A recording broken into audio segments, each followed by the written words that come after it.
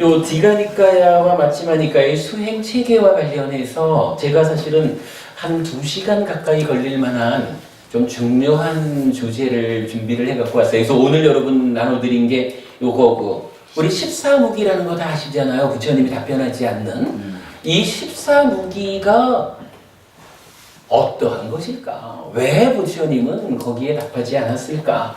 그리고 그가 중에 보면 5번째, 6번째가 뭐냐 하면 사실 우리한테 그 현실적인 주제죠. 요 육체라는 거하고 생명이라는 것은 같은 것일까? 다른 것일까? 요 이야기.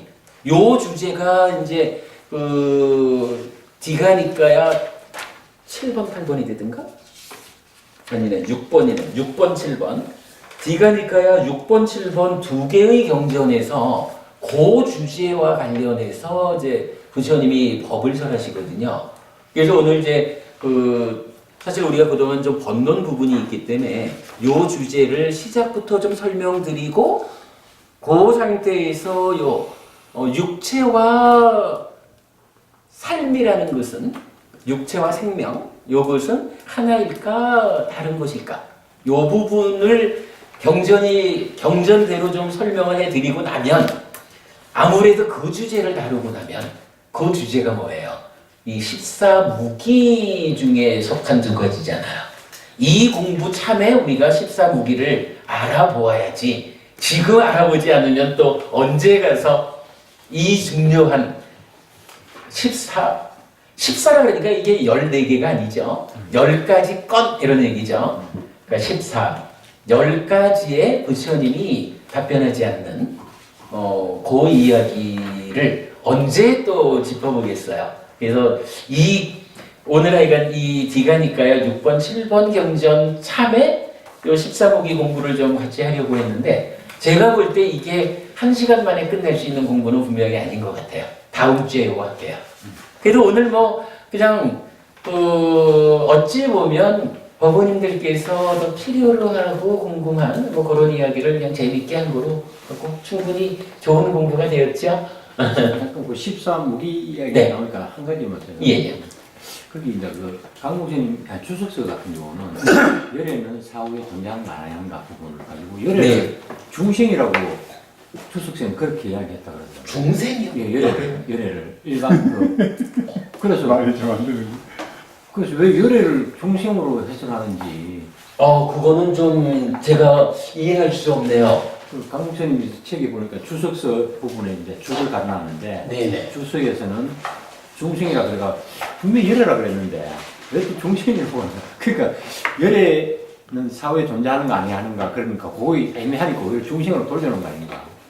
사실은 이제 이 14무기를 제가 설명해 드리려고 하는 가장 큰 이유가 10가지 모두의 의미보다는 결국 뒤에 나오는 4가지가 그거잖아요. 열애, 즉 부처님은 사후에 존재합니까?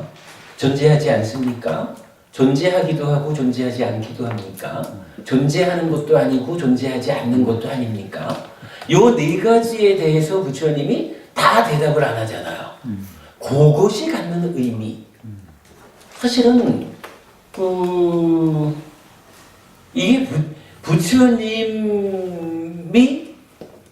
깨달음을 얻는 그 순간 이제 중생으로의 삶은 내려놓으시면 끝난 거예요.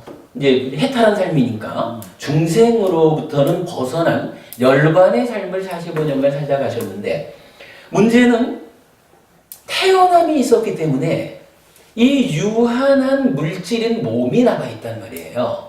그래서 경전도 아라한이 되어도 그래도 한 가지 남아있는 괴로움은 있다.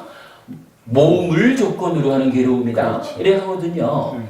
그래서 이제 그 과정은 눈에 보이는 거고 부처님이 어쨌든 부처가 되었다 또는 아라한이 되었다라고 해도 태어난 가운데의 이 몸과 함께 하기 때문에 몸으로의 삶이 그러하다라고 말해주는 건 쉽거든요. 너무 속성. 예. 근데 이제 문제는 아라한이 몸을 내려놓았다 이렇게도 말하고 그냥 세간적인 표현으로, 그러니까 습관적, 관습적인 표현으로 아라한이 죽은 다음엔 어떻게 될까? 요거 사실은 답하기가 어려운 거예요. 근데 요거 14무기 중에 4가지 이게 이거잖아요. 열에 이르지만 뭐 크게 뭐 아라한이죠. 아라한을 실현했다. 이분이 이제 다시 태어나지 않게 되는 거잖아요. 아라한이니까 윤회에서 벗어났잖아. 다시 태어나지 않는다라고 하는 그게 일단 죽었어. 죽으면 우리 같으면 다시 태어나야 되는데 다시 태어나지 않는다라고 하면 그 상태가 어떤 상태일까? 이게 궁금해지는 거잖아요. 근데 이제 이게 뭐 이제 인도적인 논리 방법은 우리는 웬만하면 있어? 없어? 둘 다 아니야? 이러면 끝나잖아요. 근데 인도적인 논리는 그렇다는 거야. 있습니까? 없습니까? 있기도 하고 없기도 합니까? 있는 것도 아니고 없는 것도 아닙니까? 이게 4가지의 논리, 이거 뭐라 그러죠? 이런 논리법을 이렇게 4가지로 하고 이 4가지가 모든 경우다. 이렇게 이제 보는 거예요. 이제 인도적인 사고가. 그러면 이 4가지 방법이 뭐냐 하면 결국 열에 이루어지만 아라한, 이제 다시 태어나지 않음을 성취한 윤회에서 벗어난 분이 몸을 내려놓은 그 이후 상태가 어떤 겁니까? 분명히 태어나지 않는단 말이에요. 그건 알잖아 우리가. 그럼 태어나지 않는다는 그 상태가 존재하는 겁니까? 이러면 무언가로 있습니까? 요거 뭐 우리가 주기 쉽게 얘기하는 뭐 불성 이렇게 이제 말할 수가 있죠. 진아, 참나 이렇게 말하는 것도 다 같은 개념으로 연결되는 걸 거예요. 근데 부처님이 거기에 대해서 있다라고 대답을 안 해주잖아요. 그런가 하면 없다라는 말도 안 해줘요. 뭔지 우리는 잘 모르잖아요. 근데 하여간 이게 부처님이 대답을 하지 않았다라는 거는 이거예요. 있습니까? 그러니까 존재합니까? 대답을 안 했어. 만약에 존재하는 게 사실이라면 그래도 우리가 존재한다 안 한다 존재하는 그거를 이해 못할 인지 상태는 아니잖아요. 존재하는 것은 아닌데 존재하는 것이 아닌 그 상태가 무엇일까? 라는 데에 애매함이 있는 거예요. 그러니까 다시 존재하지 않습니까? 라고 물으니까 존재하는 게 아니니까 대답을 안 했는데 존재하지 않습니까? 이래 물으니까 또 대답을 못 해요. 왜냐하면 존재하는 것도 아닌데 존재하지 않는 것도 아닌 거야. 두 가지 물음 모두가 예스가 아닌데 그렇다고 노라고 말할 수 있는 뭔가 또 단적인 이게 아닌가 봐요. 그러니까 다시 묻잖아. 존재하기도 하고 존재하지도 않습니까? 그것도 아니래도 답을 안 해요. 마지막으로 존재하는 것도 아니고 존재하지 않는 것도 아닙니까? 이제 인도식으로 보면 모든 경우를 총동원해가지고 질문을 한 거야. 근데 부처님이 다 답을 안 해요. 그건 뭐냐 하면 있다라고, 그러니까 아라한이 몸을 내려놓은 그 이후의 상태라는 것은 있다라고 설명할 수 있는 상태가 아니라는 거예요. 그렇다고 없다라고 설명할 수 있는 상태도 아니라는 거예요. 그렇다고 있기도 하고 없기도 한 상태라고 설명되는 상태도 아니라는 거고 있는 것도 아니고 없는 것도 아니라고 말할 수 있는 그런 상태도 아니라는 거예요. 그러면 이게 뭐예요? 인도식으로 보면 이 4가지가 모든 거잖아. 그럼 이 모든 거가 다 아니라면 도대체 아라한 죽은다면 어떻게 된다는 거야? 모든 경우가 아니라면. 모든 경우가 아니라면 이게 뭐냐고요. 근데 여기서 우리가 한 가지를 주목해봐야 돼. 여러분 있잖아요. 시작을 모름경이든가 시작을 모름 상류다든가 그래요. 그 윤회를 말하면서 선생님이 윤회의 시작점, 그러니까 언제부터 우리가 윤회하게 됐을까? 이 얘기죠. 요거 달리 말하면 언제부터 나라는 존재가 생겨나가지고 지금까지 살아오고 있을까? 윤회하고 있을까? 살다가 죽으면 또 태어나고 하면서 이렇게 유지되고 있을까? 이 얘기죠. 근데 이 윤회의 시작점이 중생들에게는 알려지지 않는다. 드러나지 않는다. 이렇게 표현을 해요. 우리 눈에는 드러나지 않는다는 얘기예요. 요거 어찌 보면요, 중생한테 알려지지 않는다라는 이야기는 중생 아닌 자한테는 알려진다? 이렇게 우리가 보아도 좋을 거예요. 그럴 수도 있죠. 그런데 그냥 경은 중생에게 알려지지 않는다라고 하면서 뭐라고 표현을 하냐 하면 무명에 덮이고 가래에 묶여서, 무명에 덮이고 가래에 묶여서 윤회의 시작점이 중생들한테는 알려지지 않는다. 그럼 이 얘기는요, 자, 지금이 있는 거예요. 지금 나의 삶이 있거든. 그러면 윤회의 시작점이라는 것은 하여간 언제인지 모르지만 시작에는 뭐라고 우리가 잘 설명해내지는 못하지만 하여간 시작점이 있겠죠. 그러면 여기를 지금 우리가 보자는 거거든요. 보자는 거잖아요. 시작점을. 근데 부처님 뭐라고 하시느냐 하면 요 중간에 가래라는 놈이 있고 요 중간에 무명이라는 놈이 있다는 거예요. 무명과 가래가 지금 여기서 시작점을 보려고 그러는데 방해하고 있는 거예요. 요 두 가지가 막아서 가지고 못 본다라는 거예요. 그럼 이 얘기는 뭘까요? 무명을 없애고 가래를 없애버리면 이 방해되는 것, 장애가 없어지잖아. 방해가 없어지잖아. 그러면 그때는 보겠지 뭐. 그거 뭔가요? 중생 아닌 자에게는 알려지는 거예요. 중생 아닌 자가 누구예요? 아라한이잖아. 그죠? 중생 아닌 자가 아라한이잖아. 이렇게 보면 이거 사실 생각해보면 또 타당하지요. 우리가 그 공부 과정에서 보면 그 삼명 이렇게 말할 때도 최사선에서 삼명으로도 가고 육신통으로도 가고 이래 가잖아요. 숙주명, 천한명, 누진명 이래가지고 깨달음의 과정을 설명할 때 숙주명이 뭔가요? 전생을 보는 전생에 대한 알미잖아요.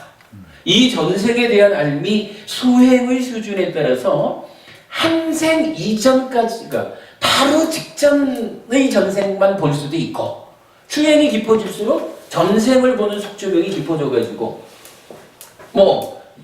경전에 보면 10,000번, 100,000번 이렇게도 표현이 되죠.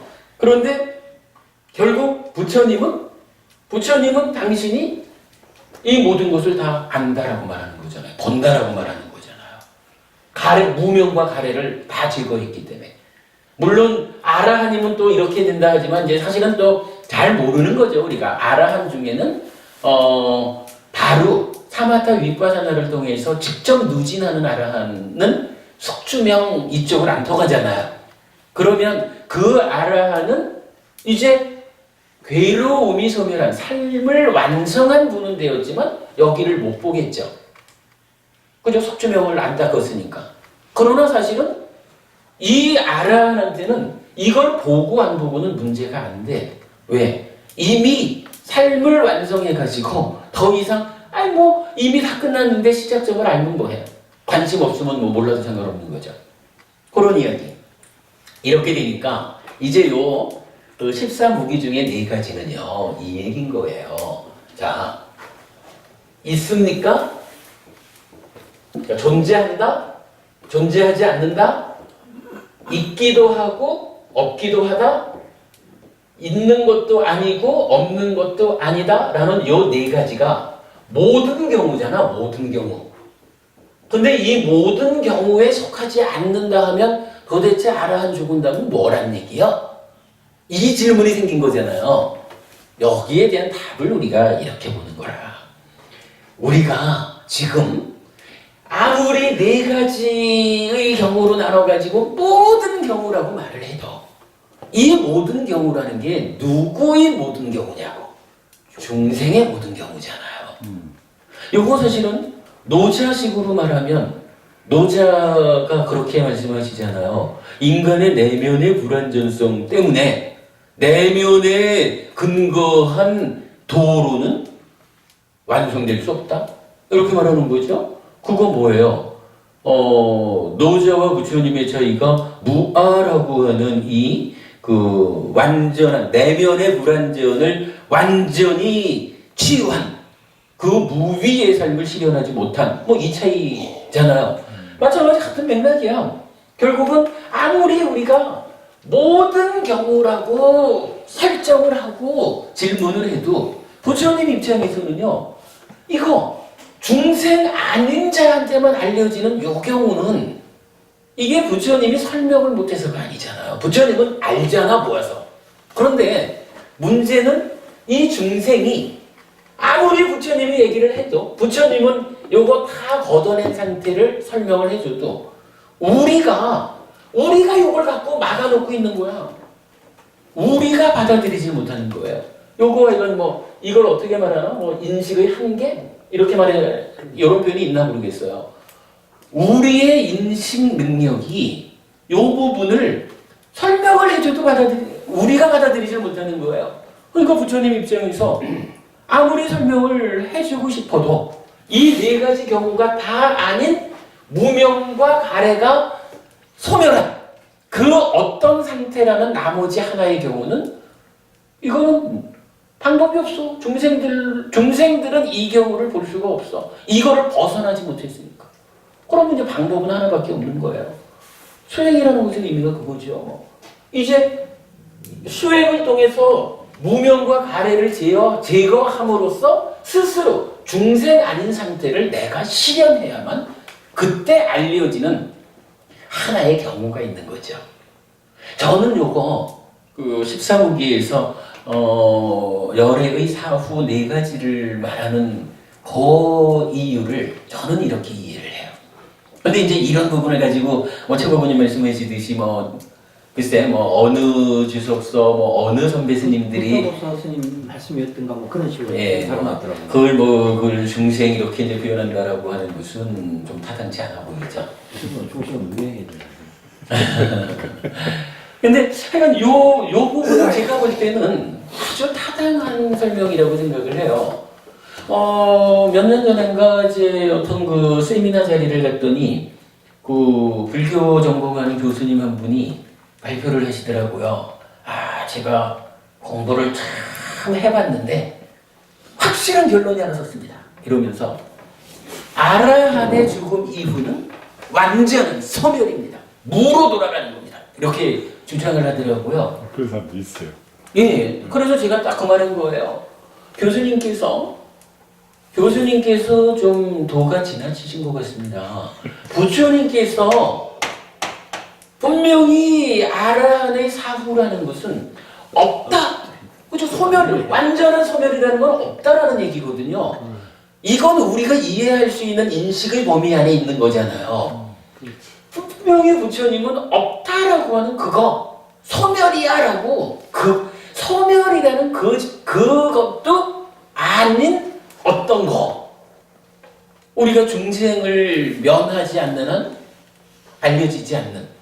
뭐 이렇게 부처님이 설명해 주시는데 교수님이 어떤 자격으로? 그렇지. 이거는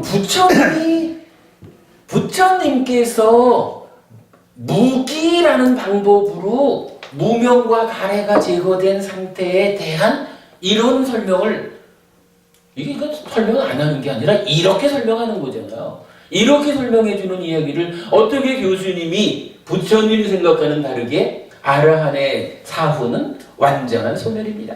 무입니다라고 그렇게 말합니까? 곤란합니다. 하고 제가 딱 반박을 했죠. 정면. 근데 이런 건 뭐 세미나 같은 데 참석을 하면 이게 아무개 교수님, 아무개 스님 얼굴 보고 이 말은 좀 하지 말을까? 이러려면 안 가는 수밖에 없는 거라. 함께 세미나 자리에 가서 어떠한 그 이해의 차이가 있다 그러면은 그건 지적을 할 수가 있는 거죠. 당연하지. 당연한 거죠. 건방진 사람 많죠.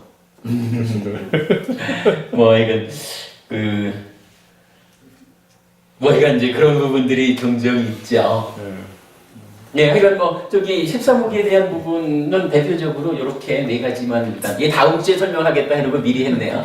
뭐 그래도 하여간 이렇게 참고하기로 하시고요. 그러면 우리 때 보면 부처 이꼬르 중생이라 그러거든요. 중생과 부처가 둘이 아니다. 부처가 곧 중생이고 중생이고 부처다. 생직사 이게 공부를 해보면 그러니까 너무 이게 혼돈이. 너무 많아가지고요. 어디나 중점을 두고 이해해야 되는지 좀 헷갈릴 때가 부처님이 있어요. 중생이면 저희도 공부할 필요 없지 않습니까? 중생이었는데 깨달았기 때문에 중생이고 그러니까 깨닫고 그 차이가 엄청난데. 중생도 깨달으면 바로 부처가 된다는 거거든요. 그러니까 뭐 이거 부처님이 애초부터 부처였겠습니까? 당연히 중생이고 뭐 인간이었을 때 그 중생인 거 맞죠? 당연히. 과정에서 이제 뭐 수많은 법을 통해서 이제 수기도 받고 해서 부처님이 되신 건데 그렇다고 이제 너무 심지어는 요즘 우리나라 불교는 뭐 심지어는 저런 것도 있지 않습니까? 번뇌적 보리. 네. 번뇌가 보리가 버려버리면 생직사. 공부할 필요가 없는 거 아닌가. 사실 이제 여러 가지 측면에서 우리가 이제 제가 이런 말씀드리죠. 우리 교재에도 강조하는 거지만 사부니까야.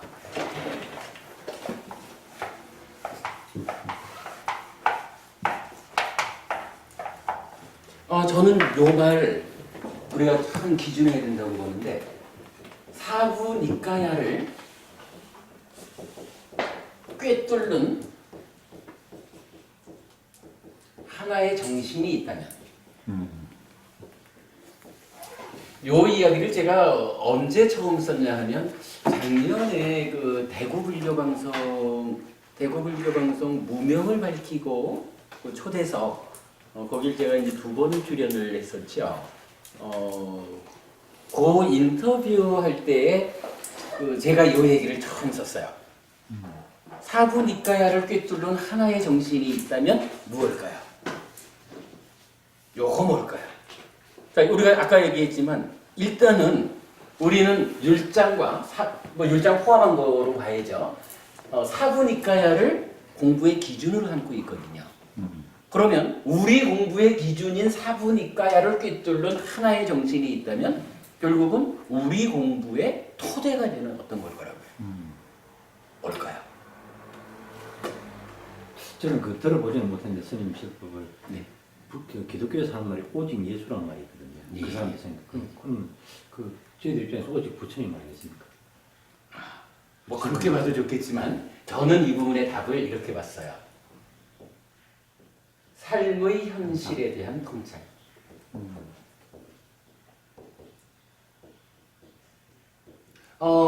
사부니까야 모든 경전이 제가 이제 자주 드리는 말씀이지만 12연기도 그렇고 모든 교리가 하늘의 별 따오듯이 어떤 추상적인 이야기를 하지 않는다는 거예요.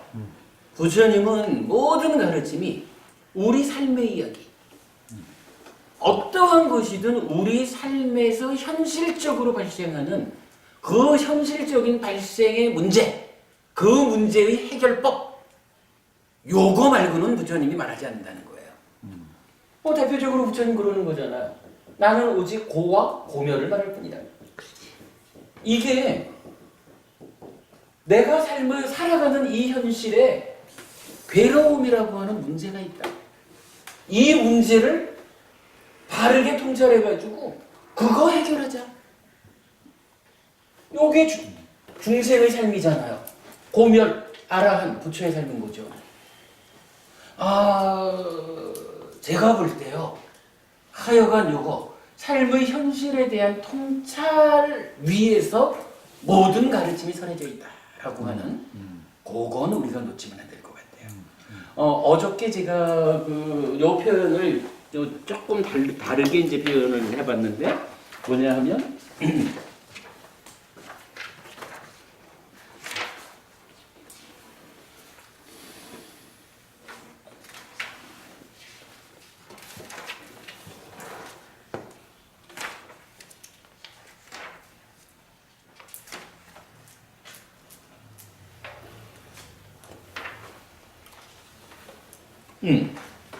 제가 어제 부처님 깨달음의 과정.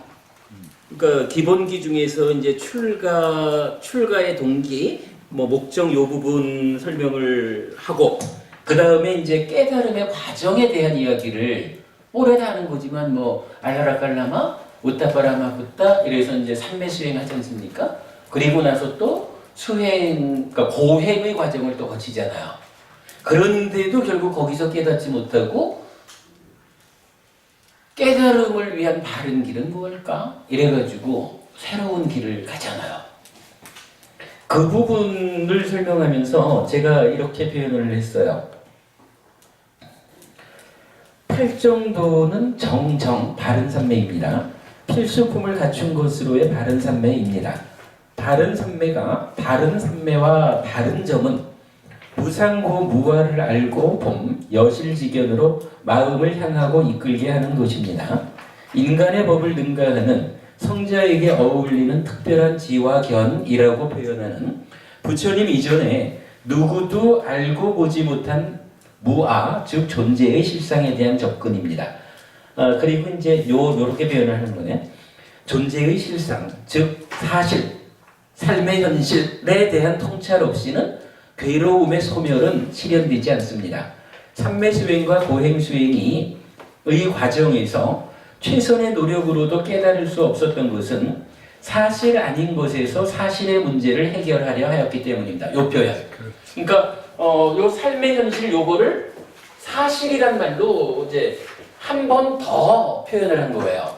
그리고는 깨달음의 과정에서 무소유조 비상비비상천 이러한 데까지도 갖고 최고의 삼매 상태를 갖고 고행도 최고의 고행을 했다고요.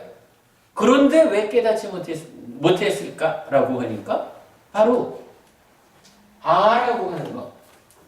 부처님이 깨달은 바에 의하면 이 아라는 게 사실은 없어. 무아여. 이렇게 말하는 거잖아.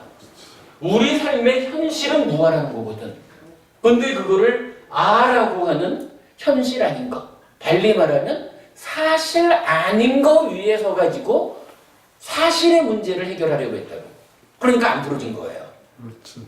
그렇게 이제 표현을 한 거고, 이어서 사실 아닌 것으로의 자기 존재, 아에 의지해 성취하려 하는 것은 실현될 수 없습니다. 사실이 아니기 때문입니다.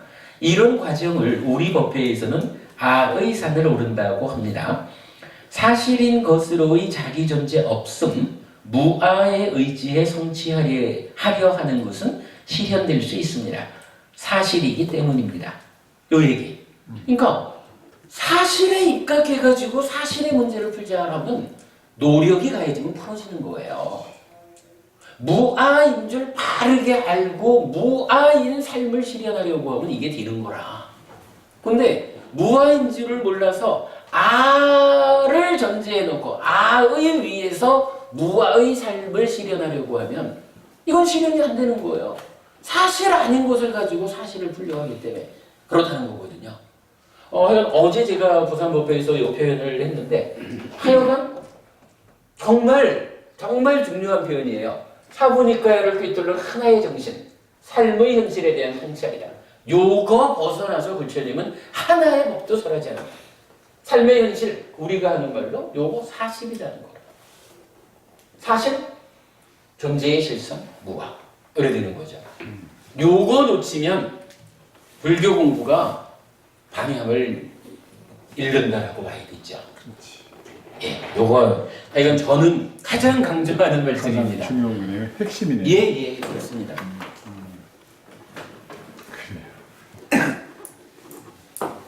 얘기해서 전부 다 헷갈리고 예. 힘들어. 아주 쉬운 알고 보면 저 콜럼버스 다이아인데. 그렇죠. 그래서 제가 시작하면서부터도 제가 말씀드렸던 어떤 가르침을 공부의 기준으로 삼을 것입니까? 이래하면 이제 이 표현으로 놓고 보자면 사실인 거, 사실에 근거해서 설해진 이 가르침을 공부의 기준으로 삼아야 사실이기 때문에 사실의 문제를 풀 수가 있다는 거예요. 그러니까 공부의 기준을 명확히 한다라는 거 참 중요한 겁니다. 그렇죠. 사실 이제 오늘 이제 저 최고부님하고 같이 그 불교 방송의 그 광고 문제를 의논하러 갔었어요. 이제 거기서도 이제 그 광고 담당자하고 말씀 나누는 가운데, 제가 뭐 이건 중간에 한마디를 한 게, 우리 공부 한국 불교가 경쟁력을 갖기 위해서 이러한 공부가 진행돼야 합니다. 이렇게 공부해야 됩니다. 라고 이야기를 하니까 말은 참 좋네요. 한국 불교의 경쟁력. 그래서 뭐 더 긴 얘기는 안 했는데요. 그렇게 얘기를 해요. 아니 그러니까 뭐 좀 놀라움이 있죠. 요 독성집에 보면 제가 요 앞에 서문 삼아서 말할 때 이런 표현 썼어요. 애구 경쟁자의 실력이 감당하기 어려울 만큼 향상되었다면 더 늦기 전에 우리도 비장의 무기를 꺼내야 합니다. 비장의 무기를 꺼내고 나를 벼루어 최선의 대응을 해야 합니다. 안 그러면 불교 무용론이 나타날지도 모를 일이기 때문입니다. 그렇다면 불교가 가진 비장의 무기는 무엇입니까? 부처님입니다. 부처님 가르침의 진정입니다. 부처님께서 살아계신 동안 직접 설하신 가르침을 가르침 그대로 바르게 해석하여 불교 공부에 바른 이정을 세울 때 그것이 어떤 것이든 부처님과 다른 삶의 해석의 오류를 지적하고 불교로서 대안을 잡을 수 있게 될 것입니다. 이렇게 표현했거든요. 이게요. 제가 뭐 하여간 어디든 뭐 세미나든 뭐 학술 발표 이런 데를 잘 찾아다니다 보니까 이게 그렇잖아요. 불교가 기본적으로 뭐 기도하는 하나의 측면하고 이 삶의 이야기에 대한 측면 두 가지 측면으로 일단 우리가 이제 보자면 기본적으로 부처님이 기도하라라고 알려주신 공부는 아니라고요. 불교를 본질적으로 보자면. 그러면 불교는 삶의 이야기를 바르게 모아가지고 정답을 제공해 주는 것으로 불교의 존재 의미를 봐야 되는데 요새 뭐 이런저런 자리를 다니다 보면은요 저기 서양 철학들 또 요새 또 과학도 저기요 뇌과학 이게요 삶의 이야기를 해석하는데 참 제가 그 표현이 그렇지만은 이렇게 이제 그 토론 자리에 같이 앉아 계신 불교학자들이 서양 철학자나 과학자들이 당신들의 어떤 학문적인 성과로서 제기하는 문제에 대해서 불교적으로 대응이 안 되는 거야. 불교적으로 당신은 뭐 뇌과학적으로 이렇게 말한다 하지만 사실은 부처님은 우리 삶의 이야기를 이렇게 알려주고 있습니다. 이것이 더 우리 삶의 현실이 아니겠습니까? 라고 방어할 수 있어야 되잖아요. 그래야 불교가 우리 사회에서 존재의 이유가 있는 거라. 근데 제가 이래 다니면서 보니까 다들 공부를 많이 하신 그 학자분들, 스님분들이 함께 계셔도 이러한 그 과학자나 서양 철학자가 제기하는 이런 문제에 대해서 불교적인 대응이 안 되는 거예요. 그러다 보면요 이게 사실 뭐 기도 이러면은 그래도 불교는 자력 종교를 표방하는 종교잖아요. 타력 종교를 표방하는 뭐 기독교보다 기도를 더 잘할 수야 있을까? 기도로 효험 보자라고 하는 게 사실이라면, 그죠? 기도를 통해서 효험 보는 게 사실이라고 하면 오직 기도를 내세우고 기도하는 기독교 신자들보다 겉으로 우리는 어쨌거나 자력 종교를 내세우는 불교 신자가 기도를 통해서 더 큰 효과를 보기가 저는 그게 좀 이론적으로 좀 어려울 것 같아요. 그러면 불교가 서야 되는 사실은 진정한 자리, 부처님 가르침의 정확한 자리는 이제 삶의 이야기의 자리라고요. 우리 삶을 어떻게 해석해가지고 삶의 현실에서 생겨나는 이러한 괴로움의 문제를 100% 해결해 줄 수 있는 대안을 제시하느냐. 이게 불교가 술자리인데 막상 보면은 삶의 이야기를 나누는 가운데서 서양 철학자들이 자기들대로의 견해를 세우고 과학자가 자기들대로의 견해를 세우고 이런 자리에 불교학자들이 대응을 못하는 거예요. 그러면 이거 시간 더 가면은 불교가 기도 쪽에서 그 어떤 자리를 잡기가 불교다움의 측면에서 어렵다고 본다면 삶의 이야기로서 그 가르침의 의미, 자리를 찾는 이쪽에서 서양 철학이나 과학이나 이런 그 학문적, 이거 제가 잘 모르겠어요. 학문적인 어떤 대응에 밀린다면 불교가 어디에 서야 되냐고요. 불교가 쓸모없어질 수가 있는 거야. 그래서 제가 이 얘기를 하는 거예요. 최소한 저는 한 가지 확실하게 믿는 거, 아는 거는 서양 철학자 중에 그 누구라고 해도 부처님보다 더 으뜸되게 삶의 문제를 바로 보지 못했다. 부처님이 그 면에서 최고다. 과학자들이 아무리 뇌를 분석하고 몸의 이야기를 99%를 풀어낸다 해도 사실은 우리의 삶이라는 것은 몸만 가지고 이루어지는 건 아니죠. 몸과 마음의 이 서로 조건되는 관계. 경전을 공부하면 아무리 과학자들이 이렇소! 라고 주장을 해도 부처님께서 설명하는 우리의 삶은 이렇습니다. 그대가 보신 바는 어찌 몸만 가지고 몸의 해석에 의해서 마음의 문제가 함께 해석됐다고 봅니까? 우리 삶의 구체적인 설명을 가해줄 때 뇌과학자들이 어떤 이야기를 해도 불교가 제 위치를 찾을 수 있어요. 불교가 부처님에 의해서 우리 삶의 이야기를 더 명확하게 해줄 수가 있는 거라. 그럴 때에 불교가 제 위치를 찾는 거죠. 이게 불교가 경쟁력을 갖는 거죠. 그래서 제가 그렇게 표현한 거라.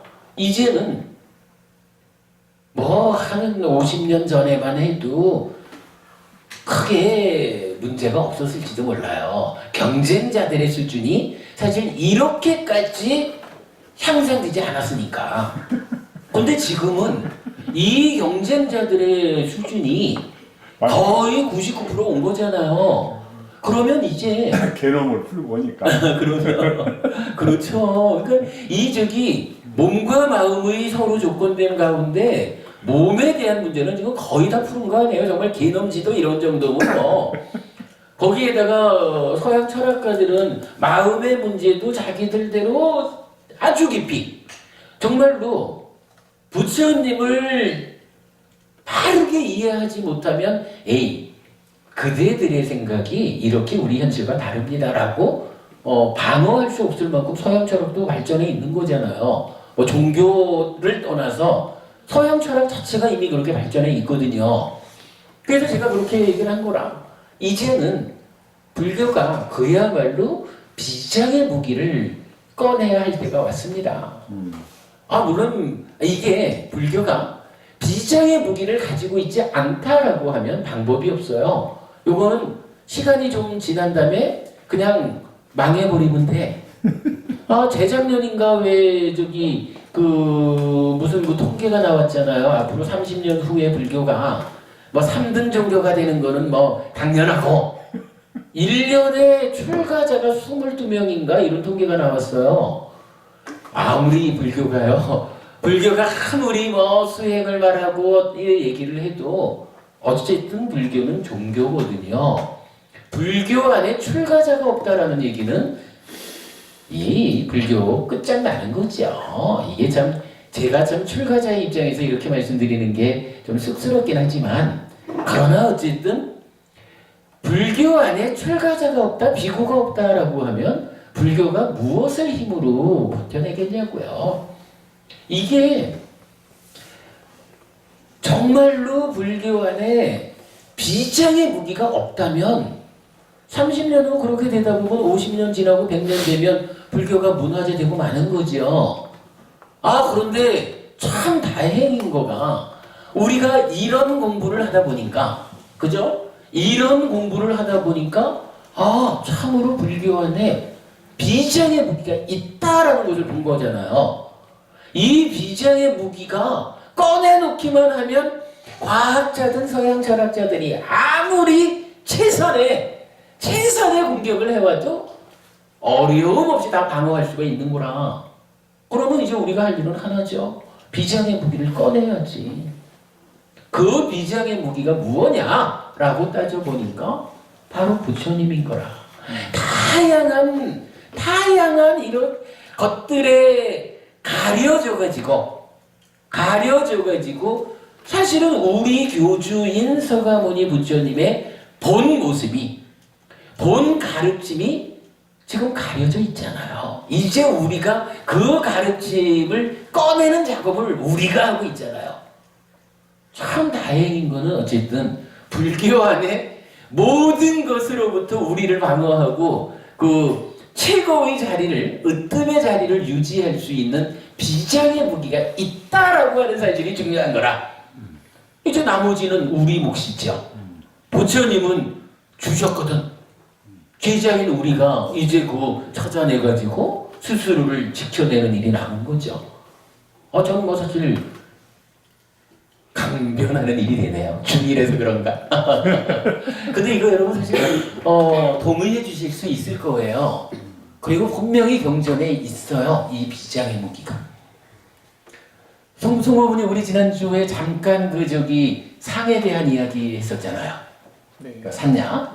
그래서 이 상이라고 하는 거, 김보부님 좀 깜짝 놀라실지 모르는데, 색수상행식 5온 중에 상이라고 하는 것이 죽은 다음에 마음 따라서 다음 생으로 연결되는 걸까? 몸 따라서 소멸되고 마는 걸까?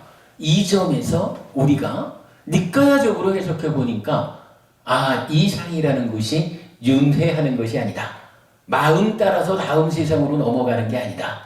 그렇다면 지난주에 우리 현정보부님 말씀했죠? 현정보부님 지난 60년의 삶 동안 현정보부님의 마음은 어느 때부터인지 모르는 오랜 세월을 윤회해 온, 오래 살아온 마음이지만 현정보부님의 마음에 개입해가지고 탐진치를 만들어내는 그 상이라고 하는 것은 사실은 이제 60년짜리란 말이죠. 하나 가르침의 본질로 들어가면 이 상이라는 것이 이 몸으로 태어날 때부터 형성되어 쌓여 있는 것이다.